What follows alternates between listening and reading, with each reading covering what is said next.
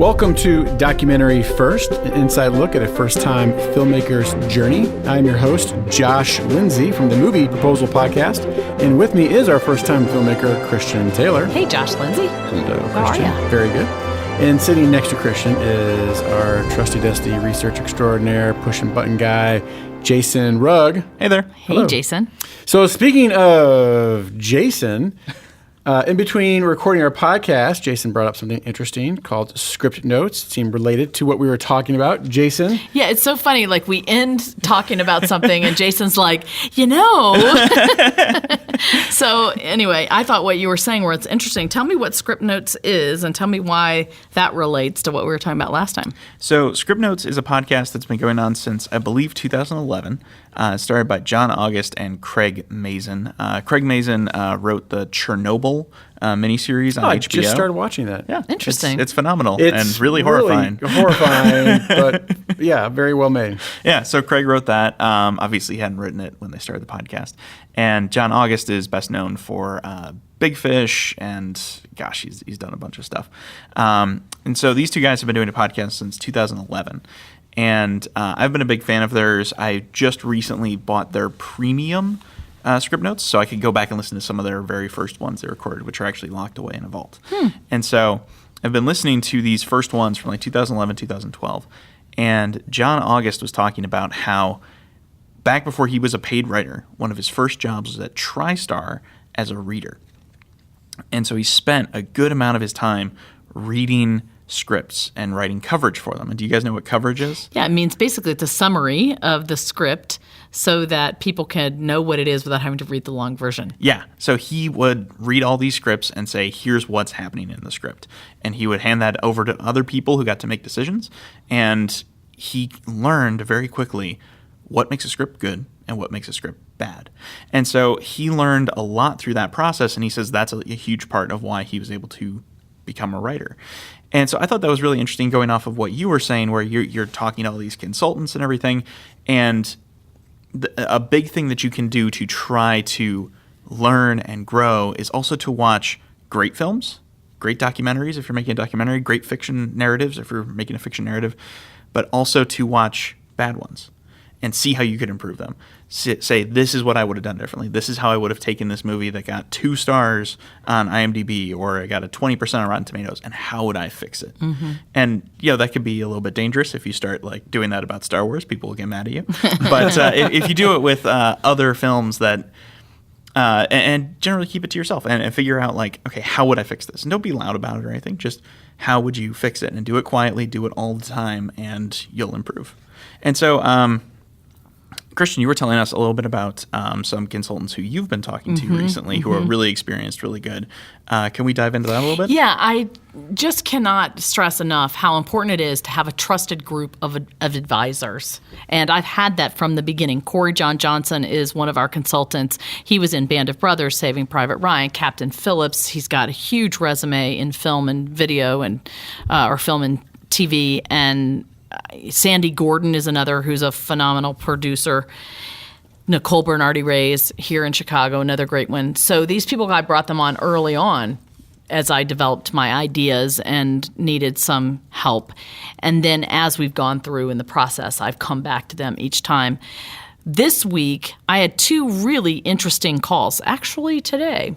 The first one is with a guy named Michael Kaplan. I asked you to look him up. I'm going to let you read because I don't want to make a mistake. But tell us about Michael Kaplan. So Michael Kaplan is an independent film director, producer, and educator. In 2015, he was one of 10 Chicago filmmakers commissioned by the Chicago International Film Festival to create an original short film that would play before films throughout the event. And I believe he's also a professor at Columbia. He is, yes. Yeah, and he's got a focus on documentary screenwriting. Cinema Arts and Science Department at Columbia College. He is a very talented guy, filmmaker in his own right, great teacher. And I've met him at Chicago International Film Festival Industry Days. And he has this film in development. It's about Hitler's, well, you have to look it up. Go to Montrose Pictures. Yes, he's the owner of Montrose Pictures, but he has this really interesting film in development about Hitler and Unity and Love. That's it. Read that title. I love it. Unity Mitford, the well-bred daughter of England's Lord and Lady Redensdale, and one of the famed Mitford girls, developed a romantic obsession for Adolf Hitler and set out to win his heart.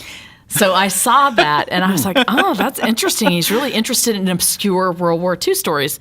So I reached out to him a long time ago when I first started and just asked him if he would consult on this film. So he's watched the film about 3 times now, met with me several times, and today he looked at the last iteration of our cut and looked at it critically and told me he had a problem with the multiple endings. He had a problem with the length, that he felt like we needed to shave off 10 minutes more. And he gave me his list of notes, and I was able to push back on a few things and give him explanations for why things were there and told him how it was playing with our audiences. And then I was able to take in, something that he told me that I thought had a lot of merit, take it to Bill, and us try to figure out how we could take his notes and rework those. So he was invaluable because he just knows what he's talking about, story-wise, flow-wise, time-wise. And then I asked if I could have a little bit more of his time, and I talked to him more about where we are in the process of what to do next. I'm thinking a lot about, I'm sort of beyond the how are we going to make this film? Now I'm thinking about, what am I going to do with this film? And I think as a young filmmaker, I came into this thinking there is a predetermined path. You make this film, you go to film festivals, then you get distribution. And that's not how it works these days anymore because of the internet and because of self-publication and because of all the streaming services. There are many different ways to take your film to the next level so that people can see it. So there's not one prescribed way. And I was asking Michael his input on that, and he did say that I was right. There are multiple roads. You have to decide which road you're up for. Are you tired of this film? Are you out of money? Are you really just wanting to be done and move on to something else? Do you want to see if it has film festival potential? Do you care about the awards? Do you just want to go ahead and sell it so that you can start generating income? What do you want to do with your film? And I was like, well, what did you do with your films? What do you recommend? And I think it is different in every situation. Some things I learned today that I didn't know is that you can have distribution locked up and still go to film festivals. You can there are big film festivals like Cannes or Sundance that'll say, we have to be the world premiere of your film before you can even enter. There are other film festivals that say they don't care. They'd rather have you at the end after you've submitted it and seen how it's done at other film festivals. But it was sort of a relief to have him say, really, you have to decide what you want. If you go the film festival route, it could be another year or more sitting with this film, promoting this film, working on this film. You could, if you have a distributor, you could make that deal and basically let them do most of the work for you. So that was incredible. Talking about having advisors, they are just indispensable to me, in my opinion. And the other thing that's indispensable is one of the things that I've been so blessed with is a team around me that is constantly thinking about marketing. And our social media team has been phenomenal about having us create our own original content in order to generate buzz or to keep people's attention and things like that. And everywhere we've gone with these screenings, we've needed to send out a press release or make something, an invite so that we can tell people about it. And in doing that, I was challenged to send out our press release to specific industry magazines or periodicals that would be interested in covering our story. So when we happened to be going to Washington, D.C., I remembered that I went to the Catholic University, which is in Washington, D.C., and perhaps maybe I could get them to cover my screening. So I sent them a press release, told them I was coming, and it happened to be right before Veterans Day, and so they were very interested. A woman by the name of Ellen Woods spent a lot of time with me on the phone, asked me for some pictures, came to the screening, and wrote a fabulous article for Catholic University Magazine, which I thought no one read, but apparently I was wrong because I got a call from a Gold Star mom who was really touched by what we were doing, made a donation, and wanted to partner with me in some ways. Wow. I got a call from a guy who just read it and saw the trailer and picked up the phone because he was so moved and talked to me about it and then made a donation. And then I got an email yesterday from a man by the name of David Patterson, who I'd never known, but apparently we went to school together. And he graduated, or he was there the same year I was there as a freshman. And I had never remember meeting him. I'm sure we probably had a class together, but he read the article in the CU magazine and wrote me and said, I hear you're interested in film festivals. I'm on the board of a couple. I'd love, if you want to submit, let me know. And I was like, can I please talk to you tomorrow? What's your phone number? So anyway, I emailed him. He's willing to talk to me today. I was so honored. And I would love to share with you a little bit about David Patterson. Do you have his stuff up, Jason? I do. So David Patterson is an American screenwriter, actor, and producer. And this is interesting. We were talking about this earlier, and I just read through it as we were talking here. He is actually the inspiration for Bridge to Terabithia. So his childhood friend, when he was 8 years old, was struck by lightning and killed. Oh my gosh! And his mother ended up turning that into the children's novel Bridge to Terabithia. I did not know that. And then he helped adapt it into a screenplay. But he's also a playwright, and so he has done a lot of incredible things. He's on the board of 2 film festivals: Savannah Film Festival and Big Apple Film Festival. So yeah, seems like a very very interesting guy. So I talked with him today, and he was fascinating. His career was interesting and definitely not the normal, where he went to Catholic University, same reason I did. It was a great theater school, and he was going to be an actor. I think he'd been acting since he was 13. And then he took time off and went with the National Players, which is the tour company that I also toured the U.S. with. Then he went to RADA in London and became a stuntman.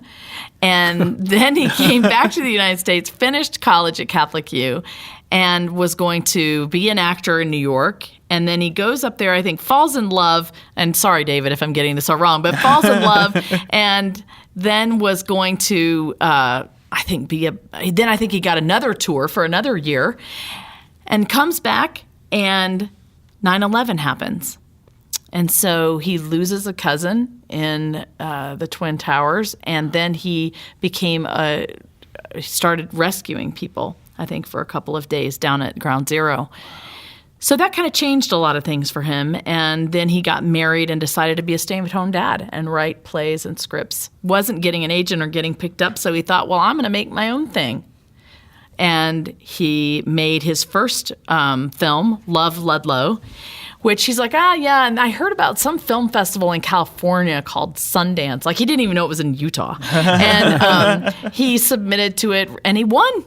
And so I think that was quite shocking for him, but that led to Bridge to Terabithia. And so all of that to say, he has a lot of experience, I think, wisdom in the industry, a good work-life balance, and he said that he really was engaged with my trailer and was able to answer a lot of these questions about, is it wise to do film festival screenings? Is it, should I just go straight to distribution? How do I handle, have the screenings I've already done sort of broken if you've screened your film, you can't show it in a film festival. So the answer to that was, he said, no, you have not been in a film festival. You have been doing focus group screenings. It's different every time. You haven't been charging admission. And it is important how you talk about what you're doing. You don't go say, oh, yeah, we premiered in blah, blah, blah, if you really haven't. We're still working on it. So he also really encouraged me to look at film festivals that will fit with my genre and with my audience. And so I was just super encouraged after getting off the phone with him. He said he would offer me $500 donation if I promised to use it toward entering a film festival. No strings attached. And I was like, how about strings attached? How about I send you the film, you watch it, you tell me what you think, and how about you come on board and be one of our consultants? So he was interested in that. And so that's, for me, It's huge because I think having somebody in your corner who knows what they're talking about is always a good thing. That's awesome. Yeah, so That's really cool. I think, one of the neat things with the journey is just not just the World War. You talk a lot about the World War II veterans you've met and their families, but then just in the film industry, incredible connections. It's been super. It's been a huge education all the way around. And the interesting thing is when you actually get up and do something, right, it propels you forward. And I think a lot about what he did, which is he's going to make his own destiny. Kind of what I did, not on purpose. I didn't say, I'm going to be a filmmaker, so I'm going to go make this film and, have my work life set out for me. But by just saying, I have to tell the story, I'm going to tell the story no matter, come what may, it has opened up a whole world for me that I never knew existed or would be my destiny, really. Right. You couldn't have planned this path. No, but man, has it been a great ride. Yeah. And we talked about this early on, but, if you want to write. If you want to make a film, make a film. You got to, like you said, get up and just do it. Something. Yeah. Right. So, all right. Well, this has been a great podcast. So before I wrap up, did you want to add anything else? That's always a good question to ask me. We're still looking for donations. We have a screening coming up on January 12th. You sign up on the Wheaton Library, but you can get all that information at normandystories.com/screenings. We are still looking for volunteers to help us in social media and administration. And the screening after January 12th is February 6th in Arlington Heights, Illinois. You sign up there on our website. And follow us on social media. So that's about all I have for today. Rock and roll. Well, hey, everyone. Thanks for listening to Documentary First, where we believe everyone has a story to tell, and you can be the one to tell it. Bye, everybody. Thank you for listening to Documentary First. We really appreciate your partnership with us. We can't do any of this without you. So thank you so much for listening, for donating, and for following along on our journey. If you are able to make a donation this week, we really would appreciate it. We are supported by donors who give us $100 or less, so anything helps. Also, if you're able to share the news about the girl who wore freedom with your friends and family, please do that on Instagram, Facebook, Twitter, or email, and sign up for our newsletter at normandystories.com. Please go to normandystories.com/donate to make a donation today.